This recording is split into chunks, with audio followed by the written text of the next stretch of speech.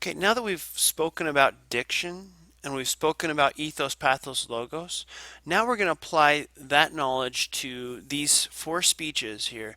The first two we're going to look at together, and I'm going to label specific parts of these. Now I'm asking you to follow along with me on these speeches. I'm going to have you highlight actually what I highlight on the screen, and we'll just kind of work together in that way. And then ultimately it'll be left up to you to kind of finish the last two speeches on your own. Okay, so I've established four colors that I'm going to be using, or sorry, three colors that I'm going to be using for ethos, pathos, logos, and then any time when I see that they're using really specific diction, I am going to underline those words. Okay, so that's just how it's going to work for me. Now, I have to explain. I'm going to be using yellow, or excuse me. Let's see. Yes, green, blue, and pink. Sorry, those three colors. And now you may not have those three colors with you, and that's fine. If you have different colors, just make do with what you have. Just remember, you might make a key and say ethos and highlight it blue or whatever, just so you remember what it is for you. And it may be different for me than it is what I'm using on the computer screen, and that's totally fine, as long as you know what it means. Ultimately, what you're going to be doing is highlighting these four speeches and then going back another day. You're going to go back and look at all four of them together and compare the elements of rhetoric from one to the other. So, for instance, you may look at how ethos is used in excerpt 1 and how ethos is used in excerpt 4 and compare those two. And basically, you're going to be saying which one uses ethos better, which one uses pathos better, which one uses logos better, or whatever. And so, but we'll talk more about that later. But for today, realize that's where you're going. With that said, let's go ahead and dive in. I'm looking at the first paragraph here. It is no secret that today's. Oh, sorry. Let me give some backstory here. So Susan Baker, representative for Parents Music Resource Center, she's speaking to the U.S. Senate, advocating this idea that the music industry should be required to label their music.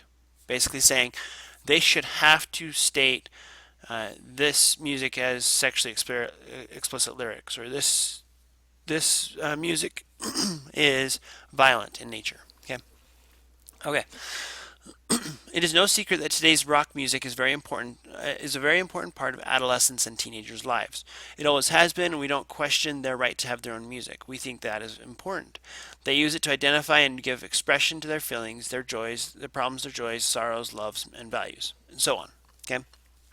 Now, I think with this first paragraph, what Susan is doing is she's really trying to establish some kind of a rapport with her audience. Okay, she's trying to say, look, we're in touch with the youth. We understand that music is important. Okay, uh, and so as that, I think that she's going after ethos, but I think she has logos mixed in here too. For instance, this first statement, it's a very important part of adolescence. I think that's a statement of fact. I think that's logos. Okay, but then she goes on and says, all of the emotional and the necessary parts of music. I think that's more logos. So I'm going to highlight logos, or sorry, I said logos. I meant to say ethos. So I'm going to highlight logos green and ethos blue, and I'm going to highlight pathos pink. Okay, but again, you can choose the colors that you have available to you. Okay, moving on, because anything that we are exposed to that much has some influence on us. We believe that the music industry has a special responsibility as the message of songs goes from the suggestive to the blatantly explicit. Now, another thing that I should say here is I'm only going to highlight things one color. You could really double up and say this is both ethos and logos, and let me give you an example of that right here. So in this statement, because anything that we are exposed to that much has some influence on us, I think that's a statement of fact or proof. I think that there's scientific proof to back that up, so that there's a logos there. But then she says, we believe that the music industry has a special responsibility, to take, they need to take responsibility here. Now, you could say that that's logo still, and so that I could certainly do that. In fact, I kind of highlighted mine green as well. But I think it's also a statement of, ethos saying, here's where we stand, and that they need to take responsibility. And I think that's a statement of ethos, still establishing here's why you should trust us, because we know that they have to take responsibility here. Okay, continuing. Some say that there is no cause for concern. We believe there is. And then she just starts dropping all these statistics. Now, statistics are very much logos, so I'm just going to basically highlight all of this stuff green. And here's why. She's giving statistics, one statistic after another, saying, here's the pregnancy rate, here's the suicide rate, all of these things. Now, in saying that, again, you could highlight this two different ways. You could highlight this as logos because they are statistics, but you could also say, well, she's really doing this for pathos and saying it's the emotional impact of these statistics that's really important. So you could highlight this maybe pink or whatever color you have representing pathos as well. I don't understand that. I'm going to leave mine as green. Okay.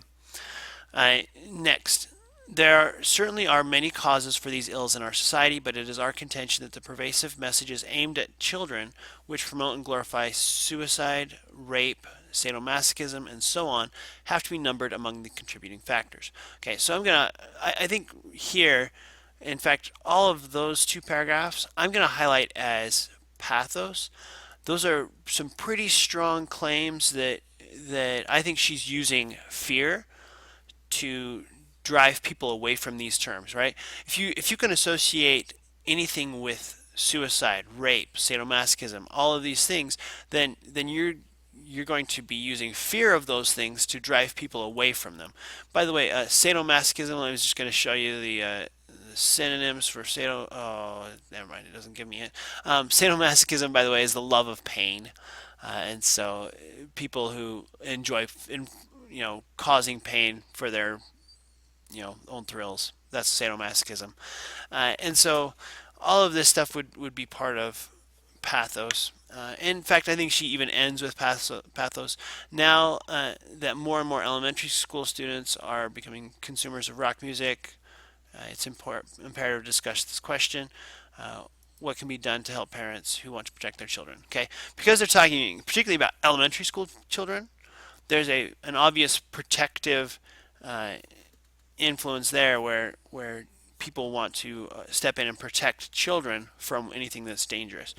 While I'm here on this speech, though, I want to also go back and look at a couple things in the way of diction, like we spoke of earlier. I think there's some word choice that's interesting. To consider something blatantly explicit, I think is the word blatantly is a powerful word there, and so I'm going to say that's a strong word choice. Epidemic proportions, that means that it's pretty widespread and that. So anyways, I'm going to underline that and just saying that's an important phrase.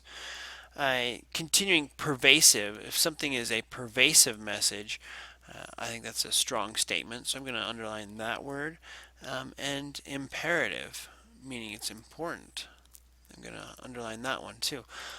Those are just some of the words where I think they used a very specific diction choice to try to use words to portray their message. Okay. Let's look at the second speech, and we'll get through as much of this as we can. So this second speech is by Tipper Gore. Now, this individual is also representing Parents Music Resource Center. They are continuing basically on the same side as this first speech. The second speech is, the third and fourth speeches, by the way, take the other side of the situation. But here we go. We are asking the record industry to voluntarily assist parents who are concerned by placing a warning label on music products inappropriate for younger children due to explicit sexual or violent lyrics. Okay. First of all, this term I think is emotionally charged. Explicit sexual or violent lyrics, I think that's pathos. That's going to establish some kind of a emotional response to those ideas. The rest of this, I think they're establishing ethos, saying here's kind of where we're coming from and you should be on board with us, basically. Okay, the next paragraph. The Parents Music Resource Center originally proposed a categorical rating system for explicit materials. After many discussions with the record industry, we recognized some of the logistical and economic problems and have adjusted our original suggestions accordingly. We now propose one generic warning label to inform customers. Now, there are two things I think they're doing in this statement that I would want to draw your attention to. One, I think that they are still establishing ethos with two particular phrases. Here's what we originally proposed, and now how we've adjusted that proposal. Now, by doing that, they're saying, here's why you should trust us. Now, they're saying, okay, we did this and we realized we were wrong. Okay. Anytime you admit to your fault, to a fault, you're basically saying, here's why you should trust us now. Here's what we learned. Okay. So I think they're really using ethos by that statement. With that said, the rest of this paragraph I think is really about logos, saying here's what our plan is. Here's what we're really wanting to do. Okay. So I'm going to highlight the rest of this paragraph green, and while I'm doing that, let me just explain too. They went from a categorical rating system to a one generic warning label for everything.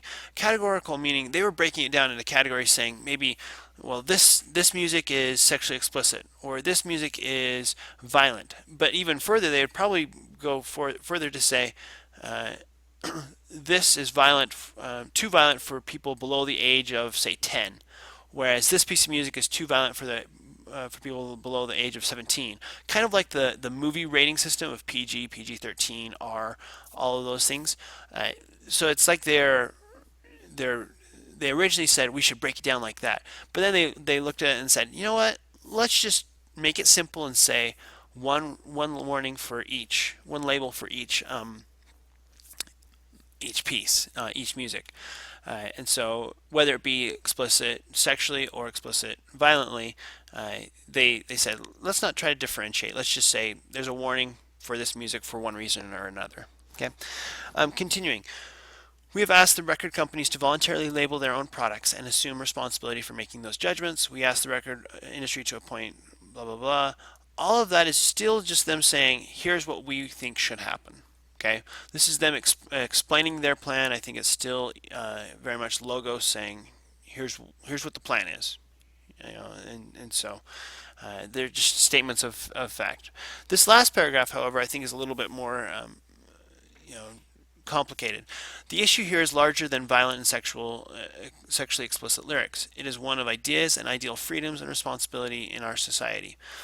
Clearly, there's a tension here, and in a free society, there always will be. So first of all, this statement, it is one of ideas and ideal freedoms and responsibilities in our society.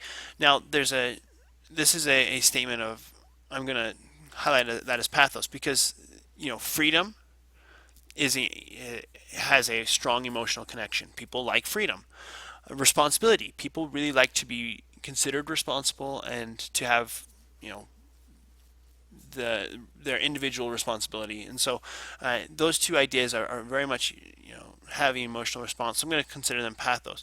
But then this next statement, there is tension here, and in a free society there always will be. This tension that she's speaking of is this tension between freedom and responsibility, and so I'm going to highlight that as logos. I think that that's very much a statement of fact. Okay, and then she goes on and says, we are simply asking that these corporate and artistic rights be exercised with responsibility, blah, blah, blah. All of that stuff, I'm going to go back to pathos, particularly because she brings up this idea of children, talking to preteens and young teens about having access to this material. I think very much she's ending with this protective stance, and that's very much a pathos kind of basis. Okay, so those are the first two speeches. I would now encourage you to go through these next two speeches, D. Snyder and Frank Zappa, and do the same thing, highlighting for ethos, pathos, logos, and then particularly looking at word choice or diction. When it comes to diction, I think you're going to find more specific diction used in the Frank Zappa article than in the D. Snyder one, but go for it and see what happens. Thank you.